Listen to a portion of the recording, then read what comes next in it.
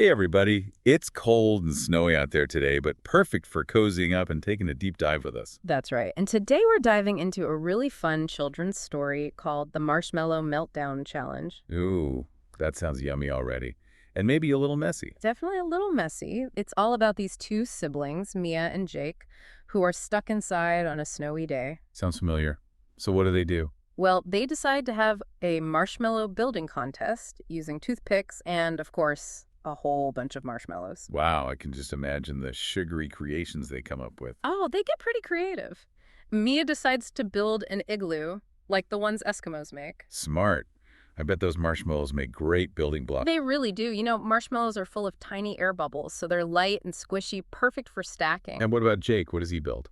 Jake goes for height. He builds the super tall, wobbly marshmallow tower. Classic Jake, always reaching for the sky. Hmm.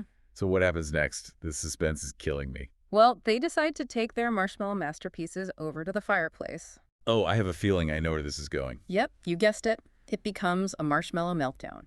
So whose creation melts first? Well, Jake's tower, being so tall and thin, starts to melt really fast. All those marshmallows just become a gooey, sticky puddle on the hearth. Poor Jake.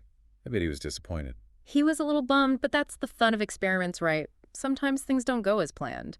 But get this, Mia's igloo melts much slower. Interesting. Why do you think that is? Is it the shape? Exactly. The igloo's dome shape and the fact that it has lots of marshmallows packed tightly together makes it much stronger and able to withstand the heat longer. So it's like a marshmallow science experiment. Did Mia know her igloo would hold up better? She actually figures it out as she's watching. She says in the story, "Heat makes sugar melt, but my igloo had more marshmallows touching each other, so they held together longer." That's some pretty impressive scientific thinking for a little girl. It is, and this idea of how shapes and structures affect stability applies to so many things in the real world. Oh, absolutely. Think about bridges or buildings.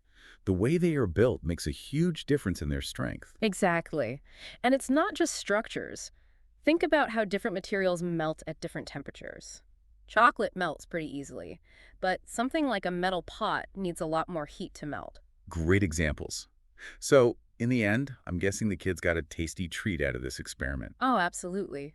Melted marshmallows are delicious. The story ends with them enjoying their gooey marshmallow feast. What a fun way to learn about science. I love that this story combines a fun challenge with a little bit of learning. Me too. It shows kids that science can be found everywhere, even in something as simple as a marshmallow. I bet our listeners are already thinking of what they'd build with marshmallows. I hope so. Maybe a marshmallow castle, a spaceship, or even a giant marshmallow robot. The possibilities are endless. But of course, always remember to have a grown-up help you if you are experimenting with heat. Absolutely. Safety first. So next time you're enjoying a warm drink by the fire, or maybe even toasting some marshmallows, think about all the amazing ways heat affects the things around us. And hey, maybe you can even conduct your own little melting experiment. Just be sure to have a grown-up nearby and plenty of marshmallows for building and snacking on. Thanks for joining us on this melty, marshmallowy deep dive. Until next time, keep exploring. Bye, everyone. See ya.